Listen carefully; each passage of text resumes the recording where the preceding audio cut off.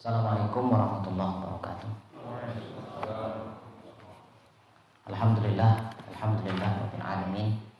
Wa bihi nasta'inu ala umurid dunya waddin. Wassalatu wassalamu ala asyrafil anbiya'i wal mursalin nabiyyina Muhammadin wa ala alihi wa ashabihi ajma'in. Amma ba'du. Amsayna ala fitratil Islam wa ala kalimatil ikhlas wa ala dini nabiyyina Muhammadin sallallahu alaihi wasallam wa ala millati abina Ibrahim hanifan musliman wa ma kana minal musyrikin. Ma'asyiral muslimin rahimakumullah. Alhamdulillah rabbil alamin. Segala puji bagi Allah Subhanahu wa taala. Malam hari ini kita berjumpa lagi di majelis ini. Mudah-mudahan Allah Subhanahu wa taala senantiasa memberkahi kita semuanya. Amin ya rabbal alamin. Jamaah sekalian kaum muslimin rahimakumullah. Kita akan lanjutkan kembali pembahasan kita, yaitu masih bab man ata'al ulama wal umara. Bab yaitu siapa yang mentaati ulama maupun penguasa dalam hal yaitu fi tahrimi ma Allah, mengharamkan apa yang Allah halalkan. Yang sebelumnya kita sudah membahas bahwasanya sebagaimana firman Allah dalam surat Al-Maidah, wa man lam yahkum bima anzalallah faulaika humul kafirun. Ya, bahkan ada fasikun, ada zalimun. Orang yang tidak berhukum dengan hukum Allah bisa dikatakan kafir, atau bisa dikatakan zalim, atau bisa dikatakan fasik. Yang sudah kita bahas pada sebelumnya bagaimana kapan dia dikatakan sebagai kafir, kapan dia dikatakan sebagai zalim, kapan dia dikatakan sebagai fasik. Jadi tidak semua orang yang berhukum dengan hukum selain Allah dikatakan sebagai orang kafir. Dan ingat bahwasanya di dalam kitab ini bahwasanya yang diajarkan oleh kita adalah ini berbicara tentang hal yang umum, bukan menentukan seseorang. Ya, bukan dalam rangka menentukan seseorang. Oh, si fulan kafir, tidak. Tapi ini hanya diberikan sifat-sifatnya atau diberikan dalam bentuk yang umum, tidak secara langsung. Kalau kita katakan sekarang, kalau ada orang datang, ya kan pernah dulu beberapa tahun viral, ada si fulan datang ke pura, ya dengan pakaian ala pura, sambil nanti juga bagaimana orang Hindu melakukan ritual di dalamnya. Kalau kita secara zuhir kan sudah masuk kafir secara zuhir. Tapi kan kita tidak langsung memvonis orangnya, perbuatannya kufur, perbuatannya kafir, tapi kita tidak langsung memvonis orangnya. Ya, jadi seperti itu ya yang sudah kita bahas pada pertemuan yang lalu, sehingga mohon maaf jangan sampai kita gagal dalam memahami, salah paham tentang masalah hukum-hukum seperti ini. Kita tidak gampang untuk mengkafirkan seseorang. Nah, kemudian bahwasannya ya kita tahu ya hukum-hukum yang dibuat, ya sekali lagi ini bukan berbicara tentang suatu negara, tidak, tapi apabila ada suatu daerah atau tempat ya dia membuat hukum selain hukum Allah, bertentangan dengan hukum Allah Subhanahu wa taala, maka dia dikatakan berarti dia berhukum kepada selain Allah. Namun ada kadang-kadang yang mengatakan, mengatasnamakan ini semua dilakukan demi kemaslahatan. Padahal tidak semua kemaslahatan yang kita anggap sebagai kemaslahatan itu cocok dengan syariat yang ada. Ya, tidak semua ya kita menganggap oh ini cocok dengan tidak. Jadi semua ini demi kepentingan. Sebagaimana yang saya katakan kemarin, kasus korupsi. Kasus korupsi dalam Islam tidak bisa dikatakan mendapatkan hukuman mati. Tapi dia hanya mendapat bahkan hukuman potong tangan pun tidak. Orang yang korupsi. Kan sudah kita bahas ya, orang yang korupsi tidak dapat potong tangan. Tapi jika ada suatu hukum yang melebihi dari batas hudud, dari batas dari batasan yang Allah sudah berikan, berarti dia zalim. Ya, tidak boleh melebihi melebihi hukum yang Allah sudah tetapkan. Tidak boleh melakukan hal seperti itu. Sehingga mereka katakan ini demi kemaslahatan, maslahah mursalah. Padahal jika memang dia sesuai dengan syariat, insya Allah pasti akan menimbulkan maslahat mursalah. Tapi jika tidak disebutkan dalam syariat, maka jangan coba-coba untuk dilakukan. Terlebih itu bertentangan. Jadi selama ini muncul banyak istilah ini demi kemaslahatan, yang akhirnya apa? Hukumnya melebihi hukumnya Allah Subhanahu wa ta'ala. Kan sudah ada batasannya. Kalau orang berzina di dalam Islam seharusnya kalau dia zina masih dalam keadaan perawan, ya, dia belum pernah menikah secara resmi, kan hukumannya cuman gimana? Ya, dicambuk. Yang orang yang berzina, kemudian diasingkan, tidak boleh masuk desa, ya, diasingkan selama 1 tahun penuh. Itu kalau dia masih dalam keadaan perawan. Tapi kalau dalam keadaan dia, mohon maaf, sudah menikah, berzina lagi, namanya zina muhsan, ini yang dirajam.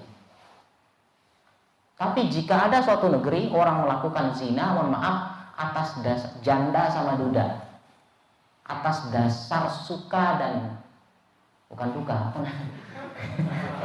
nggak ada orang duka nggak begitu, ya, atas dasar suka sama suka, maka ya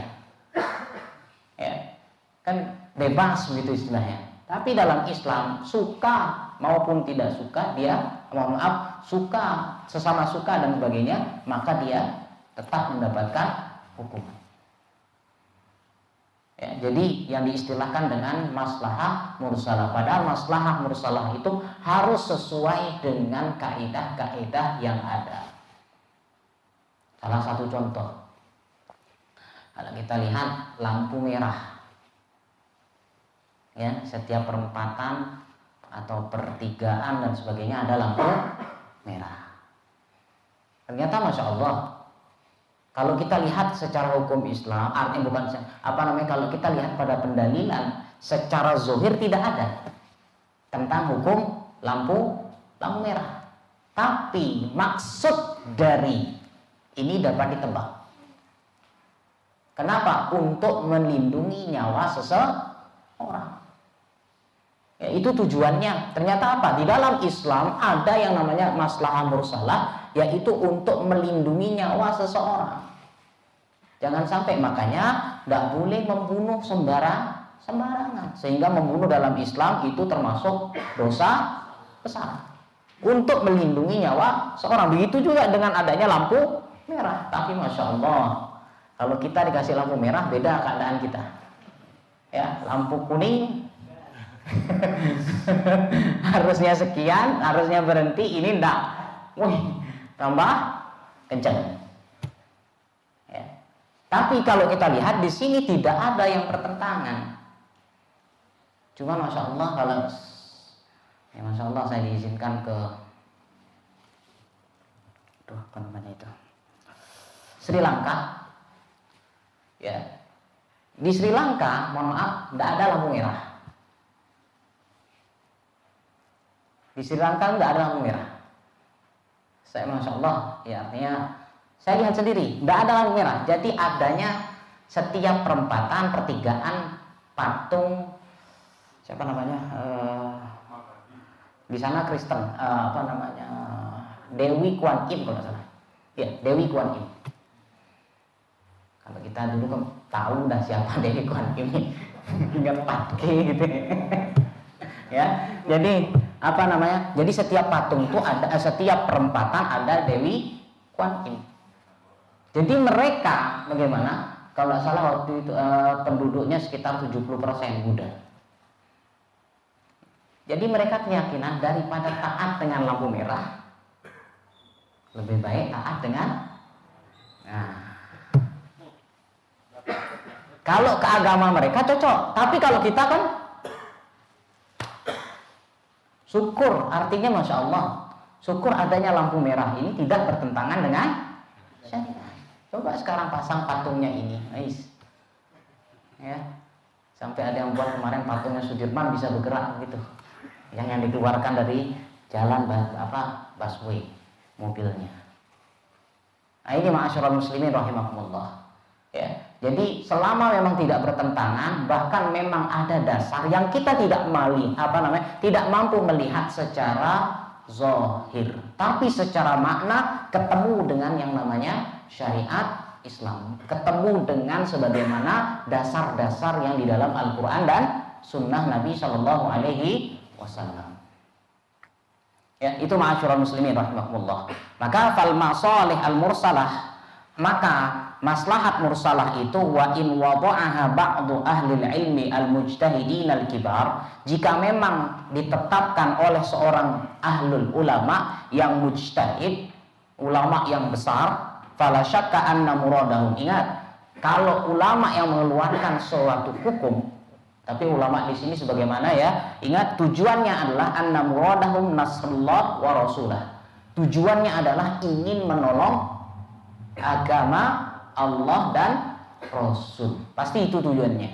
Bukan untuk kepentingan pribadi, kelompok dan sebagainya. Walakin istakhdamat hadhil masalih fi ghairi ma aradahu. Akan tetapi banyak muncul orang yang mengatakan dengan istilah kemaslahatan, padahal dia bukan ahlinya dalam bidang itu. Ini kan kemaslahatan, demi kemaslahatan kita bersama. Muncul mulai orang-orang seperti itu, ulaikal ulama watawassa'a fiha. Mereka akhirnya apa? Terlalu memperluas, segala sesuatunya dibolehkan. Oh, ini tidak pernah dilarang oleh Rasul, berarti boleh. Yang mengadakan sesuatu yang baru, oh ini tidak pernah diinginkan sama Rasul, berarti boleh. Padahal tadi sudah dijelaskan, selama memang syariat itu dalam hal ibadah, dalam hukum dan sebagainya, kalau dia tidak usah dilakukan. Ya. Kemudian wa alaihi fa innaha taqasu bil mi'yar as-sahih fa in i'tabara asy-syara' qubilat. Kenapa? Ingat, segala sesuatu yang dikatakan sebagai maslahah mursalah. Ini dalam, kalau kita kembali dalam pelajaran usul fikih. Usul fikih itu ada suatu hukum yang disepakati, ada suatu hukum yang menjadi perbedaan. Yang disepakati 4. Al-Quran, Sunnah, terus ijma ulama, kesepakatan dan qiyas. Ini yang disepakati oleh ulama semuanya. Tapi yang menjadi perbedaan adalah tentang hukum ini, maslahat mursalah, asyar'u man qablana dan sebagainya. Ini dalam pelajaran usul fikih. Ya. Maka di sini bisa dikatakan maslahah mursalah secara hukum dia sudah menjadi perdebatan. Sehingga bagaimana orang fa'in i'tabaroha, jika dia mengeluarkan suatu hukum yang mengatakan dirinya adalah demi kemaslahatan bersama, kemudian apa? Jika ternyata sesuai dengan syariat, kubilah, itu diterima. Sebagaimana tadi cerita lampu merah. Ya. Kemudian fa'innaha wa illa, kalau tidak ternyata bertentangan dengan syariat, fakama qala Imam Malik. Ingat, ini perkataan Imam Malik rahimahullah. Ini adalah Masya Allah ulama di Madinah, ya, sekaligus beliau adalah pendiri madhab. Apa yang beliau katakan? Kullu ahadin yu'khad min qawlihi wa yurad. Ya, semua orang atau setiap orang itu boleh diambil perkataannya dan boleh dibuang. Ya, semua orang, siapapun itu boleh diambil, boleh dibuang. Ya, ucapannya illa sahib hadzal qabr. Ya, kecuali siapa? Pemilik kuburan ini. Siapa itu? Rasul sallallahu alaihi wasallam. Berarti apa? Ada kemungkinan para ulama itu salah. Tentu benar insya Allah, ya, benar mungkin, salah pun juga mungkin. Tetapi yang dari Rasul tidak mungkin. Semua sepakat para ulama seperti itu. Al-Imam Syafi'i rahimahullah pun mengatakan secara makna begitu. Kalau ada perkataanku yang ternyata bertentangan, buang jauh-jauh. Ambil perkataan Nabi Shallallahu Alaihi Wasallam. Ini ya, lihatlah. Kemudian lagi apa? Maka semua semua ucapan itu boleh diambil, boleh dibuang, kecuali pemilik kuburan ini. Ya, wa hunaka qawaid kulliyat tatbiqu 'alaiha al-juz'iyyah. Wal ya'lam annahu yajibu 'alal insan. Ketahuilah, di sini saya ambilkan yang penting sekali. Kita kan sudah paham tadi. Ya, kemarin kita sudah walaupun belajar sebentar, tapi paling tidak mudah-mudahan tidak gagal paham. Ya, bahwasanya di sini saya ambilkan poin penting. Kan sudah kita belajar bagi kapan dia dikatakan kafir, kapan difasik, kapan zalim. Yang ingin kita angkat di sini, yang beliau ingin angkat adalah tentang hukum kafirnya. Kenapa? Ini yang banyak muncul saat ini. Ya, inilah yang banyak muncul sekarang ini. Akhirnya muncullah bom bunuh diri dan sebagainya. Kenapa? Salah dalam memahami. Wal ya'lam, ketahuilah, annahu yajibu 'alal insan, wajib bagi seseorang an yattaqiya rabbah. Pertama, hendaklah dia bertakwa, takut kepada Rabbnya. Ini yang pertama. Ya, fi jami'il ahkam, dalam seluruh hukum yang Allah turunkan. Fala yatasarra'u fil batti biha khususan. Jangan terlalu tergesa-gesa. Jangan terlalu cepat fil batti, dalam memastikan biha khususan fit takfir, terlebih dalam mengkafirkan. Jangan terlalu terburu-buru, tergesa-gesa, langsung mengkafirkan seseorang. Ya, alladzi sharaf, ya, yang menyebabkan apa? Yang menjadikan ba'du ahlil ghirah, orang yang punya apa namanya? Cemburu, sifat cemburu atau semangatnya tinggi. Wal atifah, sensitif. Senggol bacot. Ya, terlalu sensitif. Ada orang ngomong sini langsung sikat, baperan. Ya, ya. Ini lihat, jangan ini biasanya terjadi kepada orang yang punya giro semangat yang terlalu tinggi. Kemudian apa? Kecemburuan, sifat cemburu, sensitif. Yudlikunahu biduni, mereka apa? Mengucapkan kalimat takfir, mengatakan si fulan kafir, ingat, biduni tafkirin wala rawiyah. Tanpa apa? Berpikir tanpa rawiyah. Rawiyah itu tanpa menganalisa. Tidak diruntut. Jadi di sini mohon maaf istilahnya, ngomong dulu baru mikir. Seharusnya mikir dulu baru ngomong. Tapi kadang sudah mikir tidak jadi ngomong. Gitu bos. Langsung ya. Ya. Biduni tafkirin wala rawiyah, tanpa menganalisa secara cermat. Pokoknya langsung, oh ketemu ini kafir. Ya.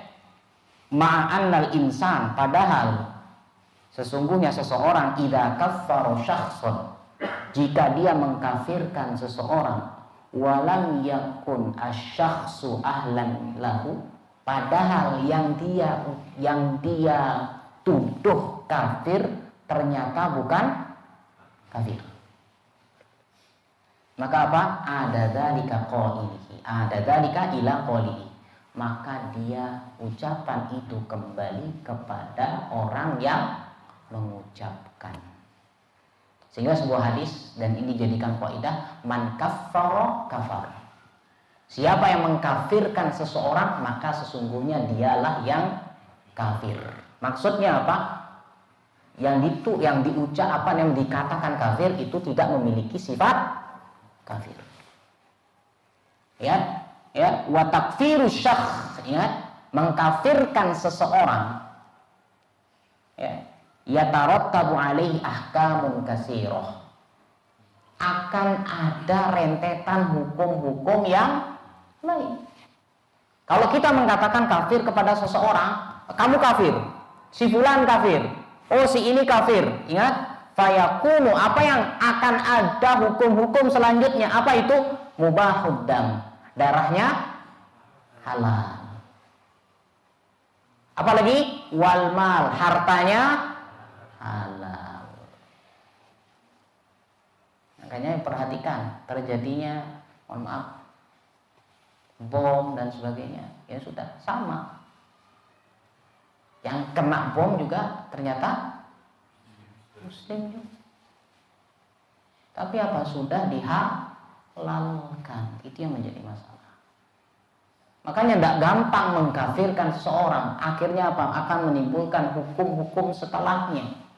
Wa yatarattabu alaihi jami'il ahkamil kufur. Begitu juga dengan hukum-hukum kekafiran. Berarti nanti kalau dia kafir, darahnya halal, ininya halal dan sebagainya. Kemudian apa? Kalau dia mati, tidak boleh dikubur di kuburan Islam. Sampai seperti itu. Bahkan boleh diperangi. Ini hukum-hukum yang berkaitan. Sehingga tidak gampang menyatakan orang itu menjadi kafir. Dan ingat, terus saya ingatkan, jangan sampai gagal paham. Jadi maksud dari kitab ini adalah, ingat, yang lebih ditekankan adalah perbuatannya, bukan orangnya. Ya, perbuatannya. Ya, orang kalau misalnya menyembah dan sebagainya, ya sudah, perbuatannya kafir. Tapi belum tentu orangnya kafir. Kenapa? Nanti akan masuk. Ya. Wa kama la yajuzu an nutliqa al-kufra ala syakhsin muayyan. Begitu juga kita tidak boleh ya melontarkan kalimat kafir kepada seseorang tertentu. Ya, hatta yatabayyan, sampai jelas syurutut takfir, syarat-syarat kekafiran. Ya, fi haqqihi, ya, dalam haknya yajibu alla najbun. Begitu juga artinya kita tidak boleh istilahnya, tidak boleh mengkafirkan seseorang secara gampang. Tetapi apa? Kita jangan jadi lemah, maksudnya jangan jadi pengecut. Ya, an takfiri man kafarahullah wa rasul. Yaitu mengkafirkan seseorang yang Allah pun sudah mengkafirkannya. Jadi sikap kita ini tengah-tengah. Kapan kita mengkafirkan seseorang? Saat orang itu memang Allah sudah tetapkan dia kafir. Salah satu contoh, Abu Lahab. Ya. Siapa yang tidak mengkafirkan orang kafir, dia kafir. Berarti harus ada keyakinan. Ini orang kafir, dia harus paham. Jangan anggap, oh ini orang beriman. Salah kita mengatakan, oh ini semua ini orang beriman juga kok. Ini orang beriman juga. Padahal tidak. Sehingga orang yang tidak mengkafirkan orang kafir, dia kafir. Cuman maksud saya di sini maksudnya apa? Kita tidak mengatakan dia nanti kalau ketemu sama orang non muslim, kafir main saya. Tidak begitu maksudnya. Ya panggil dengan namanya yang baik dan sebagainya. Ya, ini maksudnya, jangan sampai nanti, makanya saya katakan jangan salah paham. Ya, ini maka kita sikapnya tengah-tengah, mengkafirkan seseorang yang memang Allah dan Rasulnya sudah menetapkan dia kafir. Ya. Kemudian yang memang tidak ada kejelasan dalam syurutnya, kita tidak boleh mengkafirkannya. Walakin yajibu, sehingga kita wajib an mufarriqah, betul-betul bisa membedakan bainal muayyan wa ghairal muayyan. Ya. Dengan apa? Harus membedakan tertentu dengan tidak tertentu. Ini beliau mengulang terus, maksudnya subhanallah. Ya, mengulang kata-kata ini terus, maksud diulang. Kenapa? Supaya tidak gagal paham. Ingat sekali lagi, perbuatan, bukan orang. Ya, bukan orang. Fal muayyan yahtaju ilal hukm bitakfiri ila amrayn. Ingat, ketika ingin mengkafirkan seseorang tertentu, anggap si fulan, langsung nunjuk orangnya, mengkafirkan seseorang, ingat, yahtajul hukum, dia memerlukan hukum, bitakfirihi, untuk mengkafirkan orang tersebut, ila amroini. Ada dua hal yang harus dia ingat. Yang pertama, subutu anna hadhil khoslah allati qama biha mimma yaqtadil kufar, yaitu menetapkan bahwasanya sifat yang dia lakukan, perbuatan yang dia lakukan ini adalah termasuk yang menyebabkan bisa menjadi kufur. Berarti kita harus paham yang disebut dengan nawaqidul Islam, hal-hal yang membatalkan Islam, kan gitu. Harus paham betul. Sekarang nggak paham, apalagi mohon maaf baru sekali belajar, masya Allah, sekali duduk, masya Allah, sekali berbeda, wih kafir itu, neraka itu. Nggak bisa langsung begitu. Sehingga apa, belajar di sini maka dikatakan menetapkan, berarti harus belajar yang namanya nawaqidul Islam, yang membatalkan orang dari Islam. Ya, mohon maaf. Ini kalau dengan istilah kita, ya, mohon maaf, belajar ilmu mencuri bukan maksud untuk mencuri, tapi dengan maksud untuk mencegahnya. Itu juga belajar nawaqidul Islam, hal-hal apa nih yang membatalkan Islam. Bahkan berwudu aja kita belajar. Wudu itu bagaimana caranya dan apa yang bakal membatalkan. Untuk begitu juga Islam ini, yang mempertahankan Islam ini apa, yang membatalkan Islam juga kita harus belajar sehingga paham betul supaya tidak terlalu cepat mengkafirkan seseorang. Ini pertama. Yang kedua, intibaku syurutit takfir alaih, adanya atau keberlakuan syurutut takfir alaih, ya, syarat-syarat pengkafiran di sini kepadanya. Ingat, yang paling penting wa ahammuha al-ilmu, adanya pengetahuan.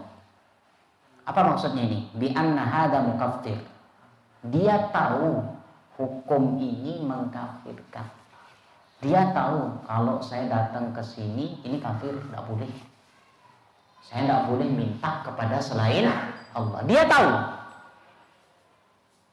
Bagaimana? Fa in kana jahilan, kalau dia tidak paham, jahil, bodoh, ya, bahkan tidak pernah belajar dari kecil, tiba-tiba ya sudah datang, ya, dari tempat suatu tempat datang ke sini belajar bekerja, sudah ada aturan dari istilahnya, ada aturan dari perusahaan, ada aturan dari desa. Kan kemarin kita cerita-cerita kan, masya Allah, yang di daerah sekarang harus ada bantu untuk di pura dan sebagainya, kan ada kemarin. Mudah-mudahan ini bisa terselesaikan, ya. Jadi dia paham kalau saya datang ke sini artinya melakukan begini, ritual-ritual ini kafir. Tapi kadang ada orang yang memang tidak.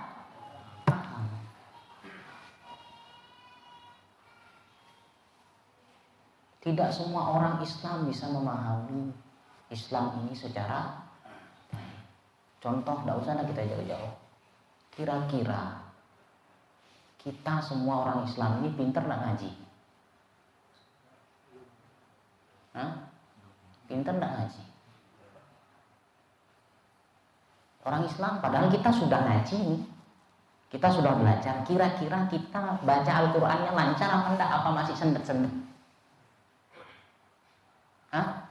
Masih sendet-sendet apa udah lancar?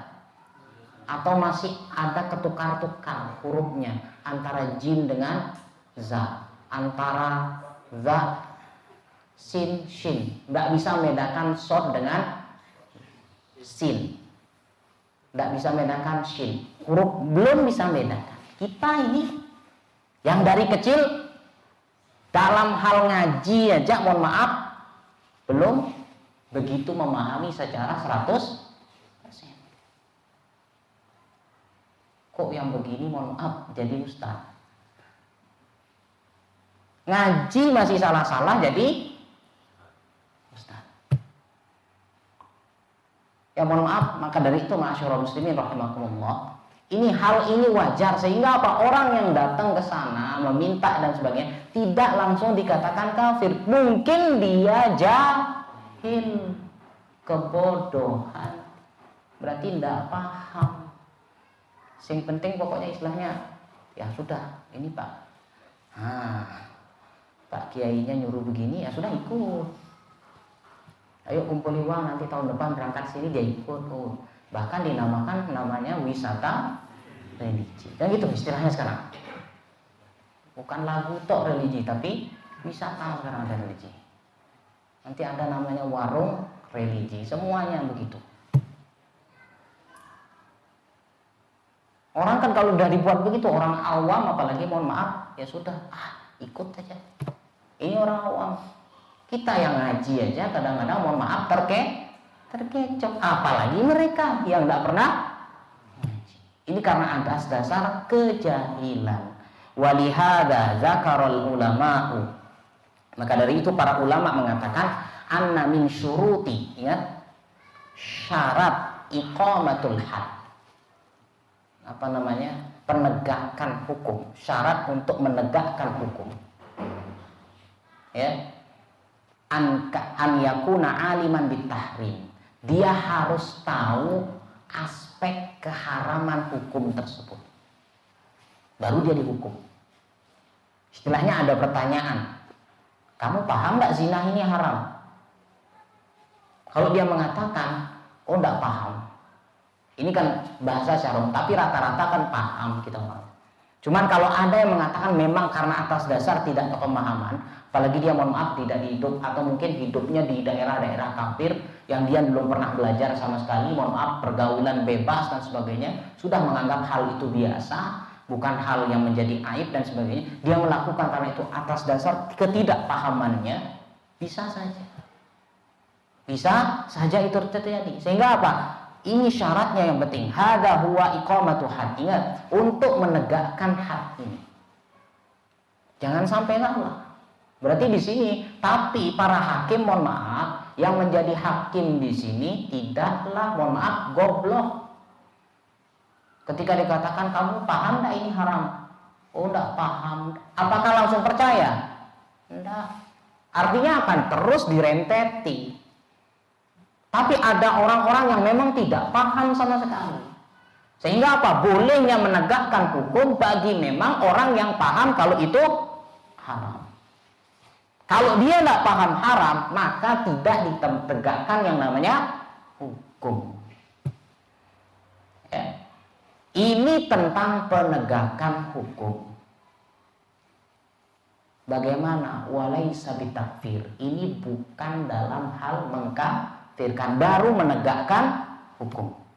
Wa taharrus minat takfir, sehingga apa? Berhati-hati dalam mengkafirkan. Aula wa ahro, tentu lebih utama. Ya, dalam hal menegakkan hukum saja ini perlu kehati-hatian, apalagi kalau sampai mengkafirkan orang lain. Lihat, Allah Ta'ala sudah mengatakan rusulan mubasyirina wa munzirin li'alla yakuna linnasi 'ala Allahi hujjatun ba'dar rusul. An-Nisa 165. Rasul-rasul yaitu sebagai pemberi kabar gembira dan peringatan agar supaya tidak ada bagi manusia itu alasan. Jadi tidak ada alasan nanti di akhirat, oh tidak pernah diterangkan, tidak. Itu maksudnya apa? Artinya Allah berikan ini dengan tujuan apa? Wa ma kunna mu'adzibina hatta nab'asa rasula, dalam surat Al-Isra ayat 15. Kami tidak akan mengazab suatu kaum sampai kami mengutus seorang rasul. Berarti di sini harus ada pemahaman dulu. Kalau dia tidak paham, memang tidak tahu sama sekali tentang masalah Islam ini, maka Allah sudah mengatakan tidak akan mengazabnya. Dia punya uzur. Kemudian apa lagi? Wa makana liyudilla qauman ba'da id hadahum. Allah tidak akan menyesatkan suatu kaum setelah memberikan hidayah kepada mereka hatta sampai yubayyina lahum, diterangkan bagi mereka mayat takun, apa-apa yang harus mereka jauhi. Artinya apa? Inilah tugasnya sekarang. Tugas para dai itu menjelaskan. Kita semua di sini belajar, termasuk saya. Kita semua belajar apa-apa yang bakal yang mana halal, yang mana haram, kira-kira yang yang membuat kafir, yang mana yang membuat fasik gimana dan sebagainya. Kita harus paham tentang hukum seperti ini. Ya, fala budda, ingat, harus ma'atawaffur syurut, adanya tadi syaratnya sudah ada. Oh harus begini, harus dia kafir begini, dia melakukan hal ini. Ingat, min adamil mawani, tidak adanya penghalang. Maksudnya bagaimana? Falau qama syakhsun bima yaqtadil kufur, kalau seandainya seorang melakukan sesuatu tindakan kafir secara kasat mata kita melihat dia pakai ini, pakai itu dan sebagainya, datang ke sana bawa sesajen dan sebagainya, dia ikut ke sana, ritualnya dia ikut. Kemudian apa? Ikrohan au zahulan lam yakfur, tetapi dia dipaksa dan diintimidasi. Bisakah terjadi? Lihat liqaulihi ta'ala dalam surat An-Nahl 106, man kafaru billah ba'da imanihi, siapa yang kafir kepada Allah setelah dia beriman, dia akan mendapatkan kemurkaan Allah Subhanahu wa taala, illa kecuali man ukriha, yang dipaksa, wa qalbuhu mutmainnun bil iman, sedangkan hatinya mutmain, tenang dengan Islam. Ini kan kejadiannya kalau nggak salah siapa? Ammar bin Yasir, yang dulu orang tuanya disiksa terlebih dahulu, baru dia dipaksa, mau enggak kamu keluar dari agama Muhammad? Kalau enggak mau keluar, kamu sama seperti bapak dan ibumu. Ya sudah, saya keluar. Akhirnya hal ini ditanyakan kepada Rasulullah SAW, saya dulu pernah melakukan ini, bagaimana? Turunlah ayat ini, illa man ukriha. Dia mengucapkan kekufuran atas dasar apa? Karena dipaksa. Tapi walaupun dipaksa, hatinya harus tetap. Ya, ini poin penting bagi kita. Ada orang-orang yang mohon maaf dipaksa melakukan yang haram, makan babi ini. Kalau enggak, paling kumpul dengan orang-orang kita tumpel, begini. Makan enggak babi ini? Kalau enggak, tak bunuh kamu dan sebagainya. Dia makan, tapi hatinya harus mengingkari. Jangan sampai enak ini. Ini kan berat. Ada lagi, ya kan ini kan kebiasaan. Mohon maaf, ini kebiasaan. Begitu juga yang minum dan sebagainya, mabuk dan sebagainya. Dikasih 1 gelas, tapi kok enak gitu. Dipaksa main judi, menang terus kitanya. Ini kan berarti mutmainnun, tenang. Maksudnya tenang di sini apa? Hatinya tetap tenang dengan iman. Kalau justru dia malah menikmati, ini yang salah. Sehingga apa? Disinilah menunjukkan bahwasanya orang yang memang dipaksa dan diintimidasi, maka dia tidak kafir. Kan sekarang banyak intimidasi. Kalau kamu tidak mau melakukan ini, nanti saya pecat. Kamu harus pakai begini dan sebagainya. Kalau tidak mau, saya pecat. Ini kan sudah. Nah, kalau kita mungkin mohon maaf ya keluar saja. Kalau kita bagi orang-orang yang masya Allah yang sudah diberikan, artinya sudah ikut pengajian, ngaji dan sebagainya. Tapi orang yang belum, tidak sama dengan kita. Nanti kalau aku dipecat, di mana aku kerja? Ini kan mohon maaf ya, artinya kita berbicara tentang orang yang awam. Sehingga apa? Maksudnya supaya apa? Jangan terlalu cepat, jangan terlalu tergesa-gesa, terburu-buru dalam mengkafirkan seseorang. Ya. Waliqaulihi rajul. Ya, sebagaimana ada sebuah perkataan orang laki-laki, wajada dabatahu fi mahlikihi. Ketika ada seseorang laki-laki yang melakukan suatu perjalanan, dia naik naik onta. Ya, naik onta, kemudian ontanya ini, di atas ontanya ini semua ada barang-barang berharga, bekalnya semua di onta. Tiba di tengah jalan, akhirnya istirahat, orang ini tidur. Tidak mau apa-apa, pokoknya tidur. Ditaruh onta yang semua perbekalannya itu ada di samping. Ternyata bangun, ontanya hilang sama perbekalannya. Artinya dia seorang diri. Akhirnya bagaimana? Dia cari. Ya kan ada rasa khawatir. Orang ini semua perbekalan di sana, makan dan minum semua di sana. Kalau tidak begitu di mana? Nyari makan dan sebagainya. Ini tempat padang pasir, tidak ada siapa. Akhirnya dia cari, tidak ketemu. Saking capeknya akhirnya tertidur lagi. Tertidur, masya Allah, bangun. Ternyata ontanya ada di sampingnya, lengkap dengan perbekalan dan bawa-bawaannya. Ini kan orang seperti ini nih, masya Allah. Ya, yang motornya hilang, kebalik lagi kan senang. Apalagi ini dalam perbekalan. Hilang semuanya, balik lagi. Sehingga dia apa? Saking senengnya ngomong gini, Allahumma, ya Allah, anta abdi wa ana rabbuk. Ya Allah, engkau hambaku dan aku Tuhanmu. Saking senengnya. Ya Allah, dia mengatakan, ya Allah, engkau hambaku, aku Tuhanmu. Kebalik dia mengucapkan. Seharusnya engkau Tuhanku, aku jadi ngomongnya itu keplisuk. Salah ngomong. Subhanallah, salah ngomong di sini. Anta abdi wa ana rabbuk. Engkau hambaku, ya Allah, aku ini Tuhanmu. Akhto'a, Rasul mengatakan dia salah min syiddatil farah, karena saking bahagianya. Karena saking bahagianya dia salah mengucapkan. Tapi apakah terhitung? Tidak terhitung. Kenapa? Di sini karena memang lepas kontrol. Saking senengnya akhirnya mengucapkan sesuatu yang salah, tapi dia tidak memahaminya. Artinya tanpa ada keyakinan seperti itu. Padahal dia yakin Allah Tuhan, cuma salah mengucap saja. Sehingga setelah itu Rasulullah SAW mengatakan Allah lebih bahagia lagi daripada orang itu ketika ada seseorang yang dia bermaksiat dan mau bertobat kepada Allah. Lebih bahagia daripada orang tersebut. Sampai saking bahagianya salah dalam mengucapkan.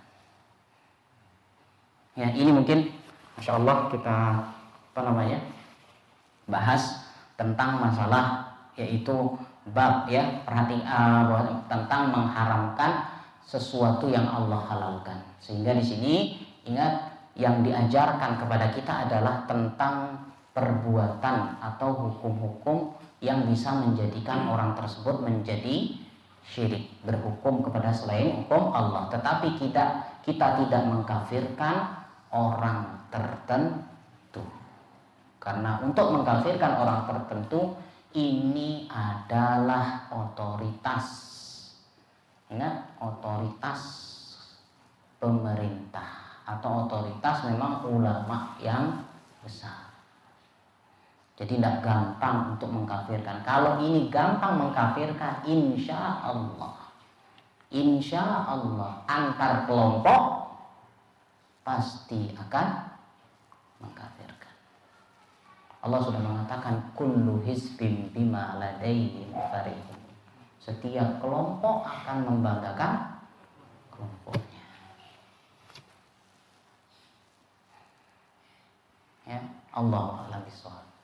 Mungkin ini sebelum saya lanjut, ada pertanyaan?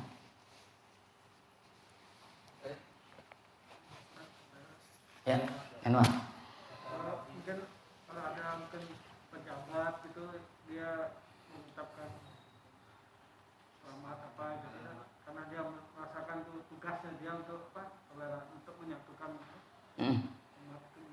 Ya, makanya dikembalikan kepada orang itu. Biasanya kan kemarin kan sudah kita katakan istilahnya karena tugasnya dia. tapi itu dikatakan sebagai fasik atau zalim, karena itu sebagai tugasnya dia. Jadi bukan kehendaknya sendiri. Makanya saya katakan tadi, jadi yang ditaruhkan, jadi istilahnya ditekan, ya, diintimidasi. Kalau kamu tidak mau melakukan ini, ya sudah, siap-siap ini, ya artinya tidak sampai, ya kalau mengucapkan hal seperti ini tidak sampai dikatakan sebagai kafir. Ya, ya. Kalau mengerjakan itu berulang-ulang itu nggak jadi kafir beneran? Gimana? Kalau misalnya dia kan mungkin 2 kali itu dia nggak tahu, terus dia berulang-ulang terus kayak itu nggak jadi kafir beneran? Bisa jadi kafir benar, tapi kita tidak menentukan. Ya, kamu kafir ini ya. Langsung menentukan kamu kafir. Kita tetap berhusnuzon. Kenapa? Karena memang yang berhak untuk menetapkan kafir siapa? Ulil amri ini. Supaya tidak terjadi kekacauan. Kalau kita perorangan disuruh mengkafirkan, jadi gampang. Ya, gampang untuk mengkafirkan seseorang, terlalu gampang, sehingga tidak gampang untuk mengkafir. Kenapa? Sebagaimana beliau mengatakan, ya tarattabu alaihil ahkam, akan ada hukum-hukum selanjutnya. Berarti kalau ada orang datang ke sana, kemudian apa? Dia undang, bahkan dia mengatakan, kalau ustadz saya mengatakan tidak. Jadi dia pakai dalil, ustadznya juga mengatakan. Berarti kan di sini sebenarnya dia belajar, cuman salah guru. Berarti yang bersalah di sini sebenarnya siapa? Gurunya. Kan ada sekarang yang seperti itu, yang diistilahkan dengan yang paham lah untuk ya, yang dikatakan dengan ulama ini. Oh, enggak apa-apa ke sini, yang penting ngasih ini dan sebagainya. Sehingga beliau kemarin diucapkan, inilah dia bukan ulama Islam, tapi ulama, mohon maaf, perorangan atau ulama pemerintah. Saya lagi, kita bukan berbicara tentang suatu daerah tertentu, bukan negara tertentu, tapi ini berbicara tentang seluruh negara pada umumnya. Demikian mungkin yang bisa kami sampaikan, mudah-mudahan ada manfaatnya. Barakallahu fikum wa sallallahu ala nabiyyina Muhammad. Subhanakallah wa bihamdika asyhadu an la ilaha illa anta astaghfiruka wa atubu ilaik. Assalamualaikum warahmatullahi wabarakatuh.